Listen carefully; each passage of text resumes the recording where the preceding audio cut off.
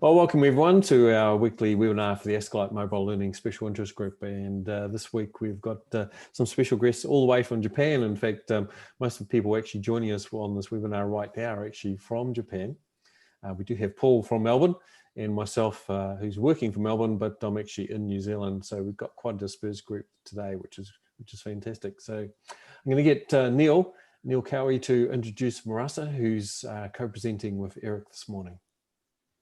Thanks. Thank you, Tom. Marasa is a young researcher based at Osaka University, which, if you're not familiar with Japan, is a very famous and well-known place. And so it's it's a great honour that she's come along today, and she's going to co-host with her research partner, Eric. So Marasa, if you could also introduce Eric, that would be fantastic. Sure, thanks, Neil. So here with me today is my friend and colleague, Eric Hawkinson from the Kyoto University of Foreign Studies. And I know Eric basically through the Japan Association for Language Teaching, JOLT. That's how I also know Neil. And Eric and I and a few other colleagues also we know through JOLT have co-established a special interest group called MAVER, Mixed Augmented and Virtual Realities in Learning, since we were all interested in using immersive technologies in learning. So here, it's a pleasure to be here with you all today. Eric, thank you for joining. Yeah, all right. Great. Thanks for the introduction. That sounds great. I don't need to say anything more about me. I can say more about you if you like. Thank you. Thanks. All right, so I guess I can go ahead with the presentation. Eric, I previously asked you to share your screen, but I think it's working well on my system too. So I'll go ahead and start sharing my screen. In case something happens, yeah, I might try and back us up. Be asking you to do that. All right, so yep. We already introduced ourselves, so that makes my job on the title slide easier. But to tell you about what we're going to present today, it's a study that Eric and I did together on the use of smartphone virtual reality for tourism education. It's still a case study, and we're in the preliminary stage, so it's an ongoing project, and we'll be collecting more data and doing more of these VR activities in the future as we move on. But let us tell you about the first stage of the study and what we did at the Kyoto University of Foreign Studies.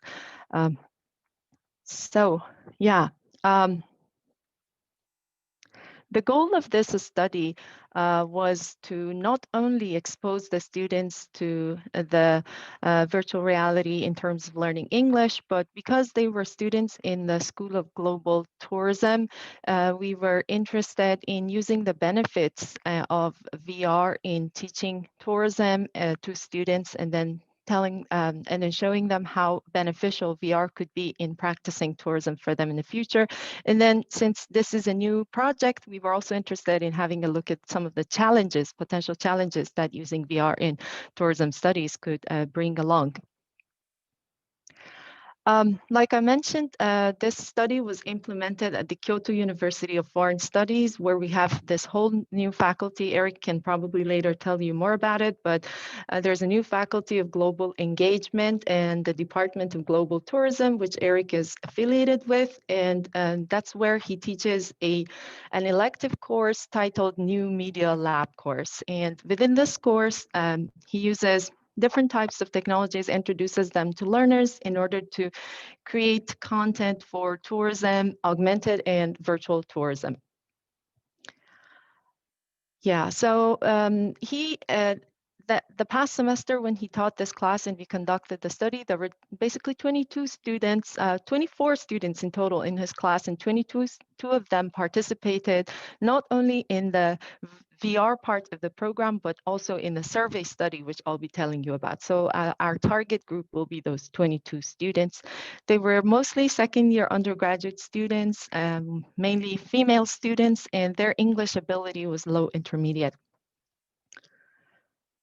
Yeah, so since the students were rather new to VR, they were first taught by Eric about the basics of graphic design, how to take photos, videos, and then they were also told about editing those. And Eric presented them with an example tour he made of his own lab, showing them how to use Google Tour Creator in combination with Google Expeditions to guide visitors or users on their tours. And they were provided with online tutorials on carrying out this task.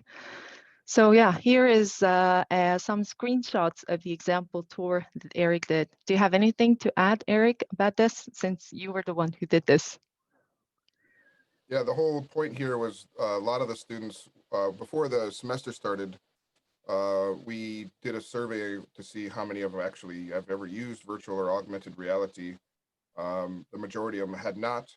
And so as part of this scaffolding process Marasa was talking about, we wanted just to first get them into a tour together as a guided tour. We wanted this to be simultaneous with each other, both in virtual and with a physical guide there, to kind of help simulate the vocational training of designing and curating tours. And so I just made a quick VR tour using Google Tour Creator. I also put in some stuff from my hometown in Tucson, Arizona, and then we actually all did a tour together. And what you're seeing here is the screenshots of some of those tours, and you can actually see where they're looking. I know some of you may or may not be familiar with how Google Expeditions works, but that was what the tool we used for the initial training to get everybody seeing what an actual VR tour is and what the possibilities were. Right. So for those of you who may not be familiar with Google Expeditions and Google Tour Creator, let me add a very short explanation. So a couple of years ago, Google first released Google Expeditions, which is a VR repository of lots of virtual reality content, taken virtual reality tours from around the world. They basically consist of 360-degree photos of different spots, like mostly tourist spots or famous spots around the world, and they've put them together into a free app called Google Expeditions. You can easily download that on iOS and Android devices or any other mobile device. And it allows one guide to take other users who join that particular tour on a virtual reality expedition. And there are certain points of interest that you can specify in that area to attract the user's attention to. And these smileys that you see on the screen now are actually students' gaze points. So Eric knows that when he's talking about a certain spot, what the students are focusing on and what they're looking at. Okay, and later on, Google also released a Google Tour Creator, which allows users, anybody basically, to use their own 360-degree photos or the ones provided by Google Street View to create their own virtual reality tours and launch them on Google Expeditions. So anybody could create their own content now. All right, here's a video of how people created tours. And one thing we may have forgotten to mention was that the focus of this study was to get the students to create tours about their hometowns. So we'll be talking a little more about it later, but the reason you see these, like the video on the left side showing the street and houses around, is that people were basically required to tell their classmates about their hometowns, select certain spots and introduce those points of interest to their classmates. And we were not using any complicated high-end VR headsets in this study. We were just simply using either Google Cardboard or simply these mini VR goggles that were maybe probably easier to carry around, and Eric purchased them online, I suppose. Okay, and then the next slide is also a video.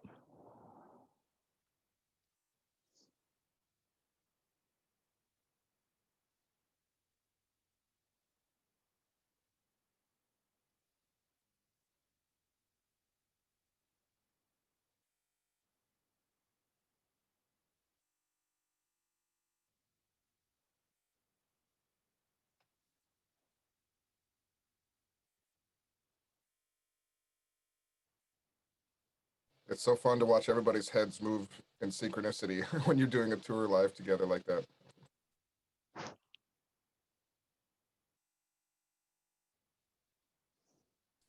So in that video you're showing us now, are they all looking at the same tour, or are they all looking at different individual tours?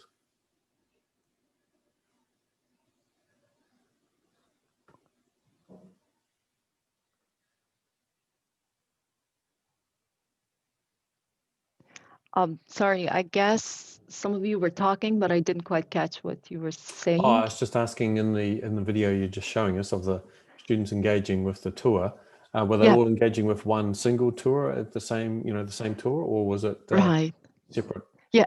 tours? Yeah, good point. Thank you, Tom. That's what I'm just going to talk about. Thank you.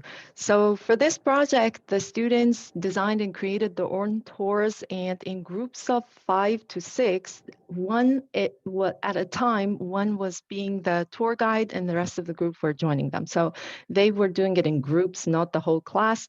Although I guess for the example, there's something in the chat coming up too. I will, respond to those questions later. Thank you. And so, basically doing it in groups. And so they were not just using 360-degree photos from Google Street View, but they were also adding their own narrations. And for certain spots, points of interest, they could also add overlay like photos or videos wherever they found those would help the students, would help their peers get better familiar with their hometowns. And in the end, they would do peer evaluations of how well the tour guide did, what kind of benefits they felt the activity had, any challenges they felt along the way, and so on.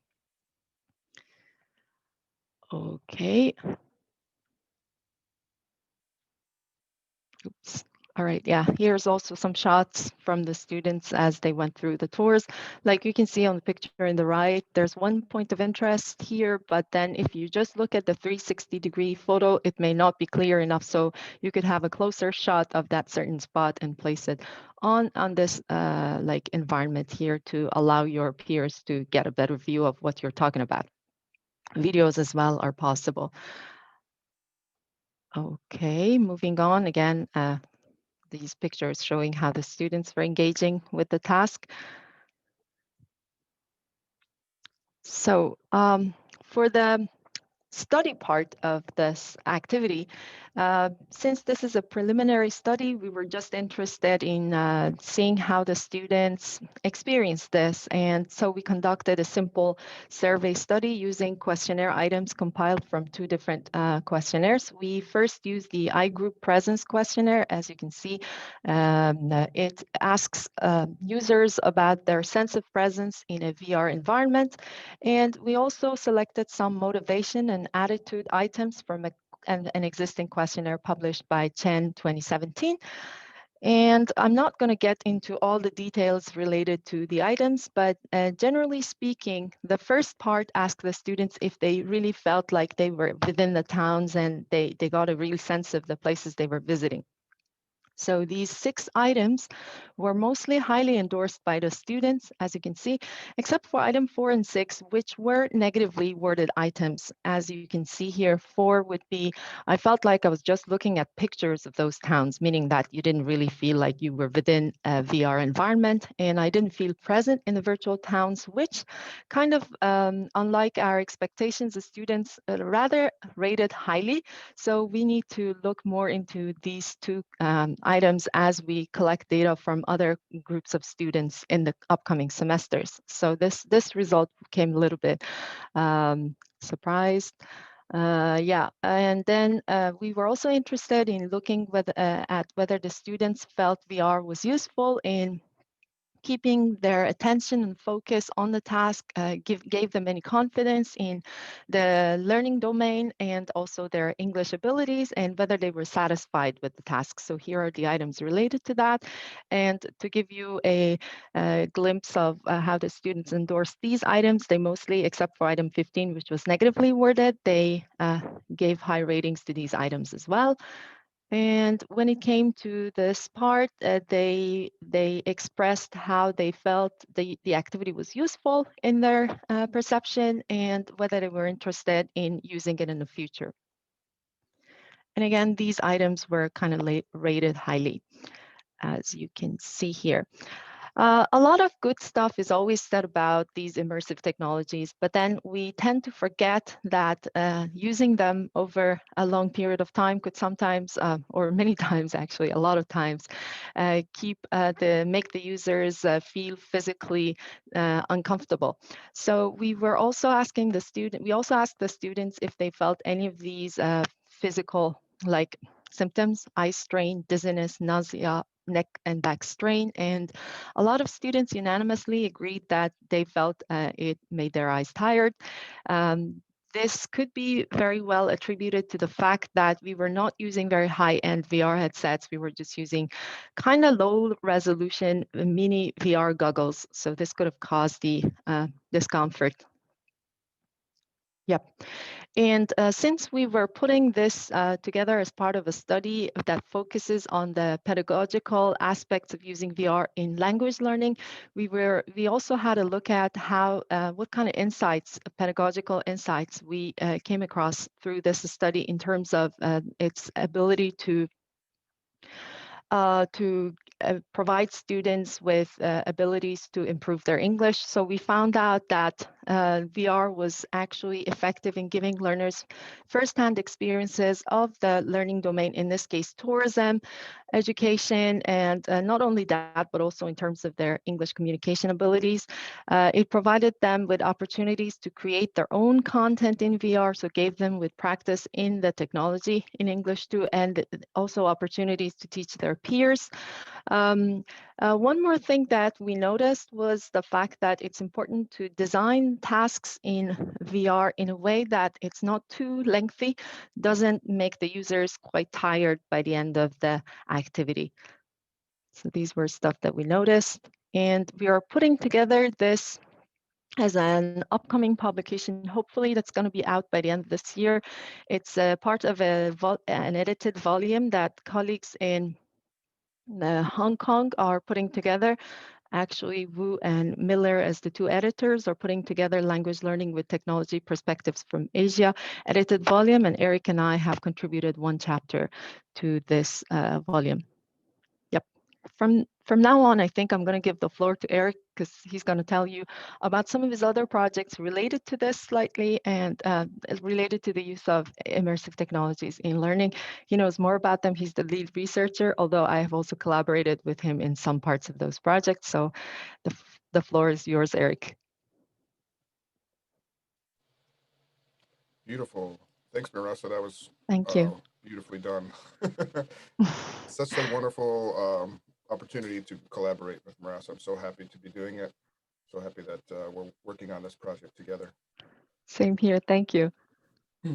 Yeah, Marissa talked a little bit about the kind of like the context of where this is happening at the Kyoto University of Foreign Studies, where we started a new faculty. I'm one of the founding members of that faculty, and because of that, I got to actually design and put in some classes around immersive learning, and one of them is the New Media Lab, where students are actually learning how to create content for tourism in these kind of newer emerging technologies. And so we've been doing things since it started just 3 years ago, like this AR/VR experience zone every year, where students are designing projects like we're here, Cuffs Go Adventures, where they were using an augmented reality app that I personally designed called Orientation, with some image-based trigger, computer vision algorithm, and a rapid prototyping tool. And students are experimenting with the idea of connecting digital things to real people, places, and things, and how that might serve tourism and hospitality as an industry. So just a quick note, Eric, we're still seeing Marissa's screen rather than your screen. You just need to focus on just focus on me. That's my screen's behind me as a person. So maybe we can, all right. Okay. I can, no yeah, I can do that. I just wasn't sure if that was supposed to be or not. Sorry, thanks, Tom. Yeah. Yeah, that makes sense. Thank you. Sure. Yeah, sorry, Marissa, I should have mentioned that before. No worries. Right. Well, yeah, I was just showing a quick video about some of the stuff that we're doing at the university, kind of talk about some of the background and other stuff that we're doing around immersive technology at the school. But like this VR AR experience zone where students are making all their own projects based on this technology, like the Cuffs Go, making automated tours of the campus. So instead of having someone actually guide you, you can use augmented reality to kind of have this gamified experience. One very good one that we had that students created was one for the library, where some students created like a narrative, a narr. So we come in and you use your augmented tool, you get a video that says that some thief has stolen a piece of information about the important information from the library, and you have to help them get it back, and you get a hint, and you go use that hint to go search through the library for another hint and another hint, and through this like 6-7 step process, 25 minutes or so, you get to know how to what facilities are available in the library, how to check out a periodical, how to use the audio visual equipment, etc., etc. So a lot of stuff happening where the students are actually, we're trying our best to have them take on this technology and use it for themselves and experiment and use it for their own purposes, especially in the tourism and hospitality industry. Also, quickly, let's see if I can fast forward enough here. There was a question, I think Tom asked a question. What we are having these students together in a room for this study to actually give verbal face-to-face interactions that go along with the guided tours. So your students are experiencing 3 degrees of freedom virtual tours, and a guide is sitting there with right next to them, talking to them verbally about the tour and turning on and off content, guiding them, actually giving them on-screen annotations and things like that during the tour. But we can't do that now. We didn't do that this semester. This is an ongoing course. So the second, third time we did this, we had to pivot a little bit to an online delivery. And so that's where this kind of new project started coming into play, is what's called the My Hometown Project. And just as Marasa mentioned before, when you're telling stories and you're talking about things, especially in a language that's not your first, you talk about things that you know about and students know about where they're from. And we also have a concentration tourism problem in Japan. Well, tourism's down 99% right now, but people often travel to the same places at the same times.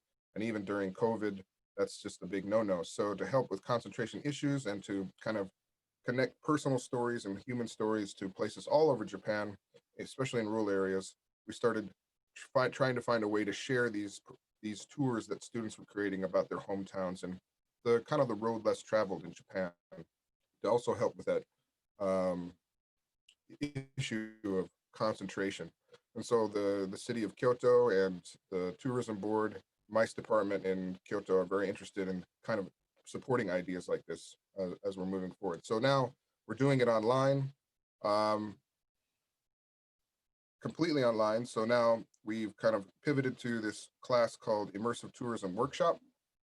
And in this class, students are not kind of learning in class together in groups, but we're also using the web VR environments. And we've created sort of a web VR lobby where students are creating the tours to connect in a certain space. So you come into a VR lobby, students are creating promotional posters for their tours. I'm going to pause this right here. So you can see some posters in the background. You click on these posters and then you jump into the tours that are created by each of the students. So we made a template for a promotional poster. Students make the promotional poster, and then students are now self-guiding through this VR lobby into the VR tours created by the other students. And then students also automate the process with a exit survey where they get some feedback on their tours, and then they might reiterate and make changes to their tours for a second go. So this is kind of like an online delivery. So the students are creating their tours we're doing a lot of the initial training and the scaffolding process all through online means. So there's a lot of tutorial videos. There's a lot of getting together for sessions to practice their tour guiding online, those where they just show some of their tours as they go through them by sharing their screens. And then for a final showcase, we all hop into a VR environment like this, and people can actually kind of almost like going to a museum of tours. You can kind of walk around and see posters that you like, click on the ones that you know. And now the university has taken this project on and added it to their official website. So now visitors from all over the world that want to come to Japan or just want to come to the university can now hop in this environment and partake in some of these tours as a way to kind of virtually travel during the COVID environment. So that's kind of like one of the better, interesting things that came out of the pivot towards online learning, because this kind of online learning, vocational learning of still designing, curating, and giving tours in the hospitality industry, and talking about things like telling stories and creating an experience for customers really transitioned well using VR, and I think in this type of environment, and actually might be well suited for them to learn these skills as they move into a career in tourism and hospitality. So that's what's called a immersive tourism workshop, and we transitioned that, and we hopefully make a second run at a study as an upgrade to what Marassa talked about today. Marassa, do you want to tell them where to get more information, or can I? Sure. Yeah, so I briefly mentioned in the beginning that we have formed a special interest group as part of the Japan Association for Language Teaching, JOLT, called the Immersive Mixed Augmented and Virtual Realities in Learning SIG. And we're not a big group of people, a small group of researchers at the moment, so we really welcome new members. The only maybe drawback of joining our SIG is that you should be a member of JOLT first. That is probably one thing that has kept us from getting more and more members. But we now, with that things have moved to the like virtual presentations and stuff are just so common these days. I guess this gives us more opportunities to connect to different groups throughout the world, reach out to more people. I think when I first joined this meeting, I mentioned that we used Space VR for our forum at one of the conferences a while ago, back in May. So we are also interested in experimenting with using VR platforms in holding events as part of the SIG and just independently too. Yes. And our website is maver.site. Eric, can you hear me? Great, okay, thanks. Yeah, perfect. Yep. Some of the other projects, you can see a ton of stuff of the projects. Some of our members are doing lots of cool stuff around VR and academic writing, and VR for study abroad, pre-training, anxiety reduction was another one. There's a bunch of cool stuff happening with the Mavers. Yeah, like Marassa said, that we're a small group, but we're really active. So we're hoping to link up with some of you guys for maybe some collaboration as well. And some of the projects, my personal projects, some of the things that you see are also available on my personal website as well, if you might be interested, especially the augmented reality stuff that I've been developing.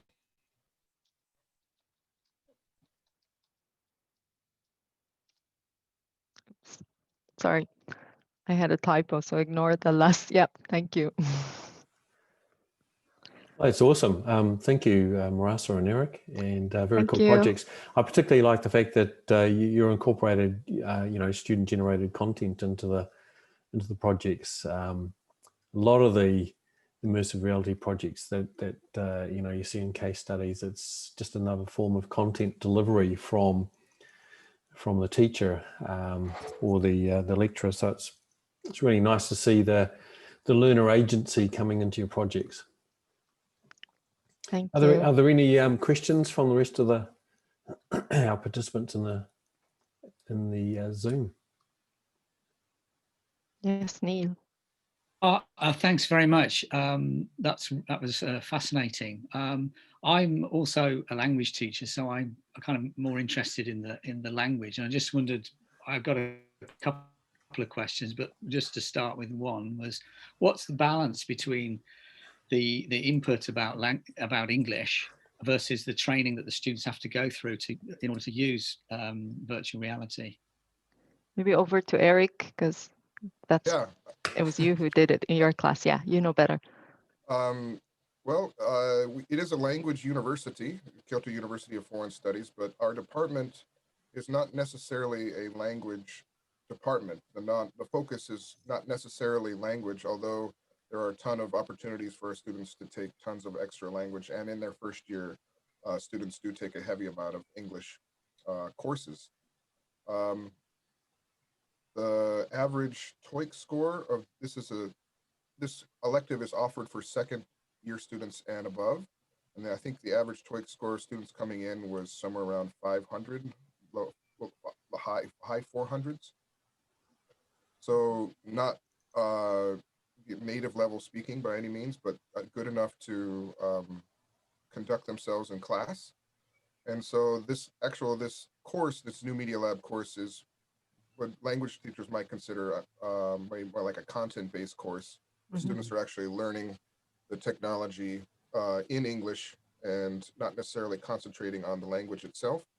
Although there are a lot of language activities involved in the tourism industry and guiding and creating, and we do spend a lot of time on the content creation of language in this course. So we take a whole week, maybe sometimes 2 or 3 weeks, talking about the art of storytelling and how it's important to the tourism and hospitality industry to set up an entertaining story and connect your personal experiences to have the user being drawn in a little bit more and try to project those ideas into the VR space. So we talk about that experience design a lot as well, but not necessarily going into the finer points of their English usage or their grammar points or things like that.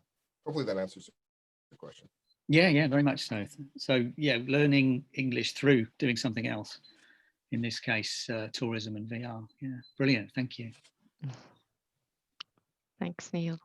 I have a related question. Thanks, you guys, for a wonderful presentation. My name is Keiko. I'm based in Kobe. Especially, thank you, Eric, for a presentation. Nice to meet you. Related to Neil's question, how do you evaluate this course? And if you have any, quick summary of how you evaluate the students' project, that would be very helpful.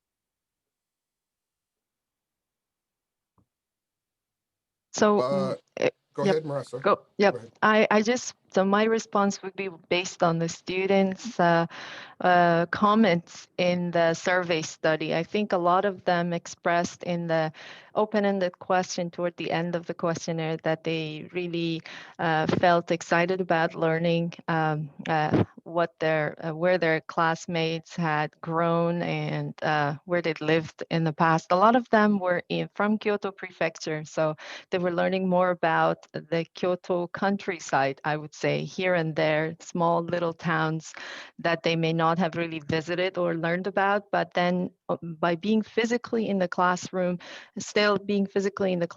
they were learning a lot about where their classmates had been raised and what their past experiences was like. A lot of them liked hearing about those personal stories, like things as simple as the pets their friends had grown and they'd kept, schools they went to, places, their favorite spots in town. So these experiences and personal stories, I would say, was something that's quite valuable in what I see within this course. Yeah, that's all from me. Over to Eric. All right. So I think also she's probably pointing out, how do you give a grade for this kind of stuff? So like assessment in the course, there was we talked about the scaffolding leading up to the VR exercise. A lot of these students are not, this isn't also a technical school, it's not an engineering school, so there's not a lot of programming skills. There's the technology acceptance and usage is very varied with these students. So we kind of had to step up step by step. And along the way, we had these modules, these assignments that were pretty concrete to assign and give grades for leading up to the final tour project that we talked about. So there are a lot of easy assignments, like we talked about camera angles, we talked about 360 photography, we talked about storytelling, and each along the way they had these mini assignments, individual assignments that were probably about half of their grade. And then the other half was the final project, in which they were given a rubric, right? They needed to have a number of scenes in their tour. They needed to connect in a fluid way. They needed to connect personal stories. I'll connect some of the assignments that were leading up to it in some fashion. They needed to add a certain amount of images and narrations, et cetera, to their tours. And they needed to stay within a time frame. Was very important because we had a lot of students doing a lot of tours. And students were giving peer reviews after every tour, which was a big part of their assessment, because their assessment of other tours went into how we gave them credit for doing their tour. So if they were giving feedback upon the things that they learned up to their point, like there's some storytelling points or using imagery in a certain way, we made this peer evaluation using Google Forms, where after every tour, students were evaluating each other, and the quality of those evaluations and the number of those evaluations also went in to their project score.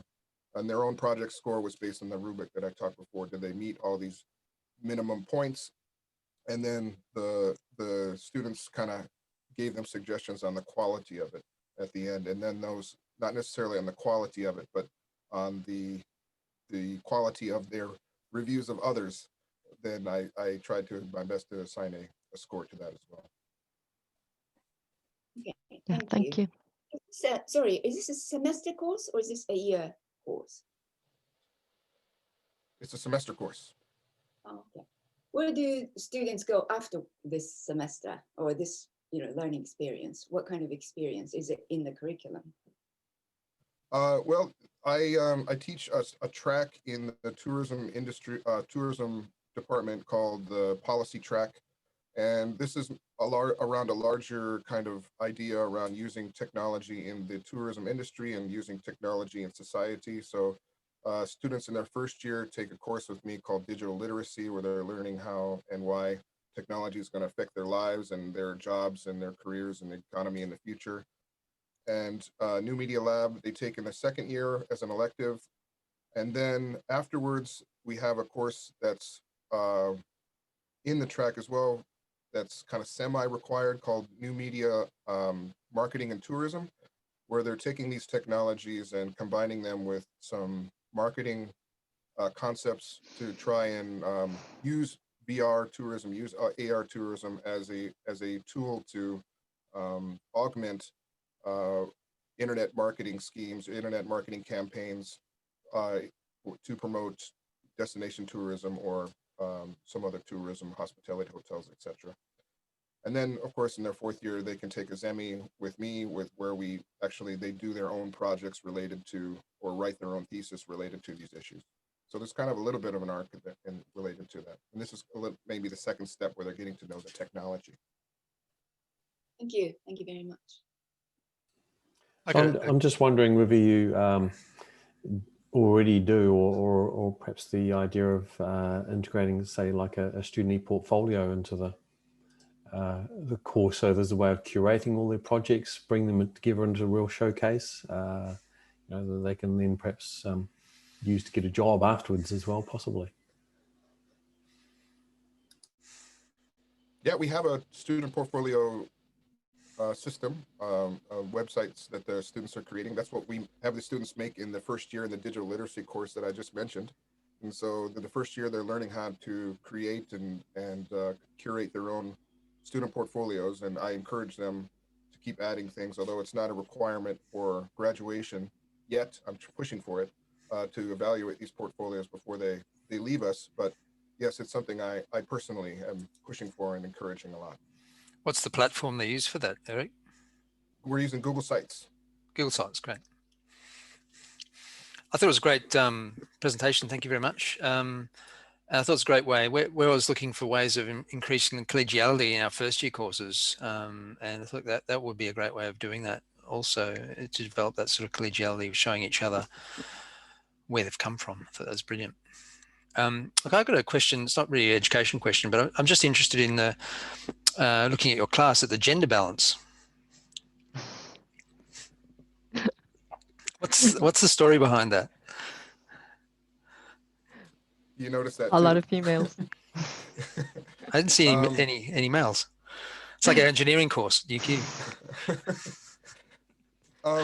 Yeah, the tourism department does track 70%, 70 to 80% females. A lot of them are interested in like the hotel or airline industry when they come to our program.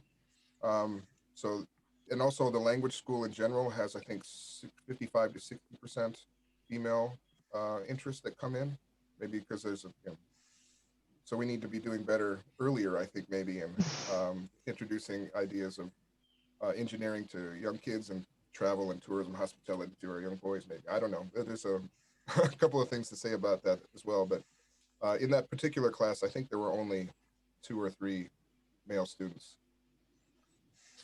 Thanks for noticing. Right.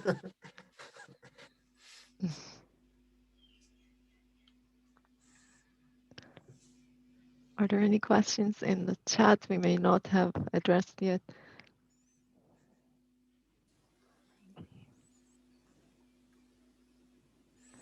I think somewhere Tom asked about the implications of such projects during the COVID, how we use shared HMDs. I guess in this case, yep. I quite liked what Eric said around how you sort of pivoted to perhaps using Mozilla Hubs as a virtual entry into those various projects. And I thought that was quite a clever way of doing it. Right. Right. And so, yeah, I had a big bag of those cheap VR ghouls for people that come to class, but VR, I think, is kind of showing us what the digital divide is really coming to, because a lot of these things require more later devices and higher bandwidths and Wi-Fi at home. And even in a place like Japan, where we think we're at the lead of all this and everybody's got secure Wi-Fi and great devices, we're finding that's really not the case in this reality that we're in now.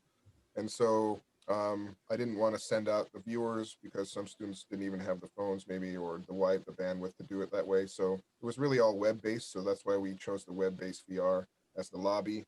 And even then, I tried my best to give just straight links on a text website for a lot of these things. We put the links into the chat of our face-to-face discussions. So they didn't even have to go through the web VR, because that website in itself was very resource intensive. And so some students couldn't do it, especially at the same time as maybe joining a synchronous class with the video going on. So we had to be a little bit aware of that as well. Yeah, I think those are quite critical issues to really think through, and it was quite a creative way of doing that. Hey, well, thank you, Marasa and Eric, for your presentation. I really enjoyed that, and looking forward to perhaps catching up with you again later, and maybe even collaborating on some future projects. Hopefully, yeah. Thank you. So just one last plug for our special issue of the journal Research and Learning Technology. We've been doing an annual special collection around immersive reality and mobile mixed reality. So, you know, just a call for papers for our collection for this year. Although it says on the website that the date was the 31st of October, we're pretty flexible for submissions around that. We're not looking to actually close that off until early next year. It's pretty much a rolling publication process anyway, as papers come in and get published. Sure, thank you. We'd be happy to hopefully at some point contribute to one of the issues, yeah. Great. Well, thank you, everyone. Oh, I'd like sorry, to ask Eric. you a question before we get up. I mean, it might not be prevalent to everybody here, but I had a question. I saw your presentation, was it 2 weeks ago, last week? The Dimensions XR Congress? Yes, yes. And I'm very interested in your cave. I'm building one myself. I could show you some pictures of my laboratory. I've been doing some mixed reality green screen stuff with some motion capture, but I'm really interested to know specifically about your cave for the, I think it was EMT virtual training with you had like a 3 projector wall system look like. I saw a picture of. I Yeah, really want yeah, to it's know, it's like, very the much equipment. a conceptual project at this point, and the key with it being that it's basically on a shoestring budget. So it's our approach is what can we do with basically no money or very, very little money. So it's not going to be like $1 million cave environment. It's going to be maybe a Oh, so that wasn't 30, built yet. That picture I 40,000. saw a picture of No, that was just an example of what we want to do. So So maybe we can help each other then. Yeah. Because I'm building one myself because I envision, if you can imagine what we're doing here with the VR tours, to be able to physically stand in a room and do a VR tour Sure, of, yeah. going to Italy, that would be something very fantastic. So I'm looking to build one myself for that purpose. And I think something simple like the Microsoft, Connect, the Azure Connect as an interface Yeah, to interact in that type of I'm already environment makes thinking the sense. same thing. Connect Azure for some motion detection, and then a couple of screens and maybe some projection mapping. Yep, and surround sound to it's quite incredible how important the sound is in making VR experiences realistic. I hadn't considered that. Yeah, so we found with our projects with the parametric simulations that the sound was actually the most important element to make it authentic. So students, there was one student who did the virtual helicopter flight, and the headphones weren't working, which we didn't realize until she'd completed the simulation. And the feedback was kind of, well, that was a bit boring, really. And it would have been nice if she'd told us that the audio wasn't working. But from that point, we made sure we actually added a lot more emphasis on the audio and things like the alarms that are actually in a helicopter, the sound of the rotor blades, the interaction for the pilot to calling in, etc. And that just made the entire experience much, much more authentic for the students. So the audio was actually quite critical as far as stress levels go. We talk about that in this course that we just, Marissa and I just introduced as well. I encourage the students, if they're actually still in their hometowns during the virtual setting, because we also realized that the audio was crucial, to go out and record some background audio of wherever they're shooting or wherever the street view is, and trying to add that in as ambient audio. And it really does make a big difference just for the experience of touring these places. Yeah, and I think things like the different types of bird noises that you get in different environments. If it's a busy road environment or it's a very quiet country environment, there's certainly hugely difference there. Well, we better come to a bit of a conclusion there because we're quickly running out of time. But thank you. I really enjoyed that and really keen to continue conversations with you both. So that'd be fantastic. So thank you all. Thanks, everyone. Thank you, We'll, Tom. Thanks, everyone. Put this recording on our YouTube and send you all the link. Awesome. Thank Thank you. you. Thanks. See Have ya. a good day.